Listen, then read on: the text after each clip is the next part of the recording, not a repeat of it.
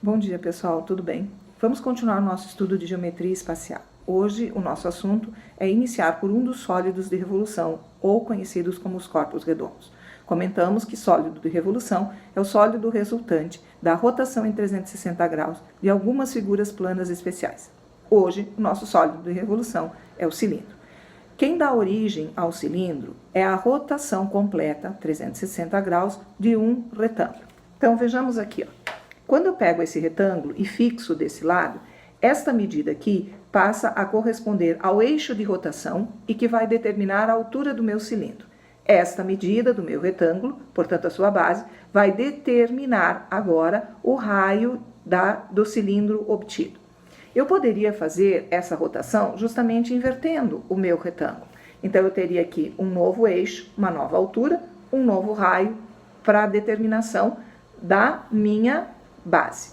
Com isso, vocês percebem que, dependendo da posição que eu coloco o meu retângulo, eu vou ter sólidos de capacidades diferentes, tá?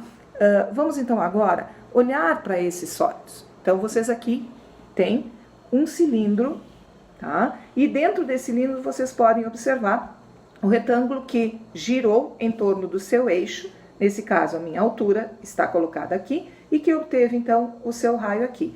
O sólido obtido é este cilindro que vocês têm aqui. Para esses cilindros, nós costumamos determinar suas áreas e a sua capacidade ou o seu volume. Como vamos entender a área desse cilindro? Bem, o que forma o nosso cilindro são duas bases, que na realidade são círculos, e a sua lateral. Bom, vamos planificar esse sólido para entender como se calculam as suas áreas. Nós temos, então, as bases, áreas, duas áreas que são círculos, e a nossa área lateral.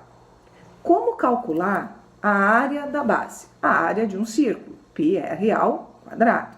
E como calcular a sua área lateral? Sua área lateral, eu forrei esse cilindro para que a gente pudesse entender que a área lateral eu vou abrir, porque eu tenho que planificar.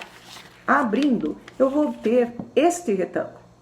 Um retângulo que tem esta medida como medida da altura e esta região aqui, que é a base do meu retângulo, por assim dizer, que corresponde exatamente à medida do perímetro da minha base.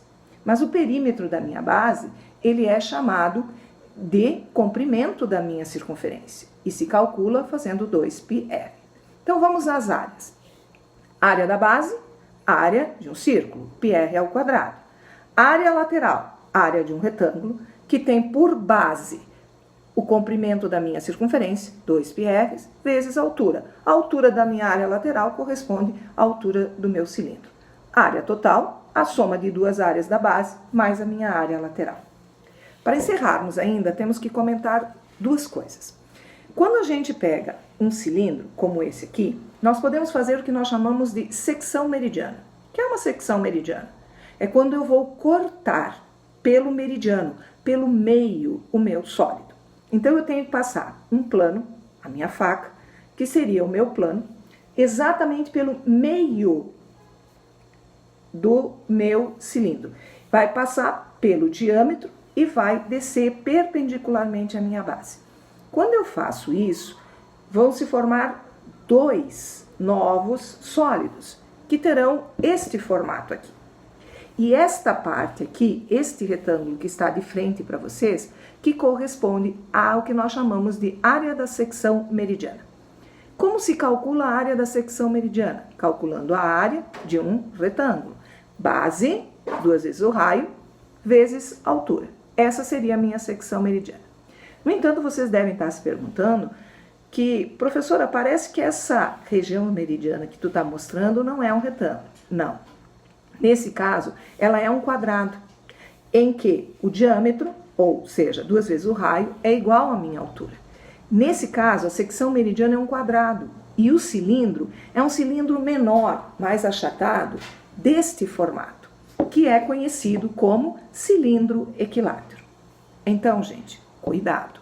Quando vocês forem ler um exercício e que fala que o cilindro é equilátero, vocês têm que se lembrar que a altura desse cilindro corresponde ao dobro do raio.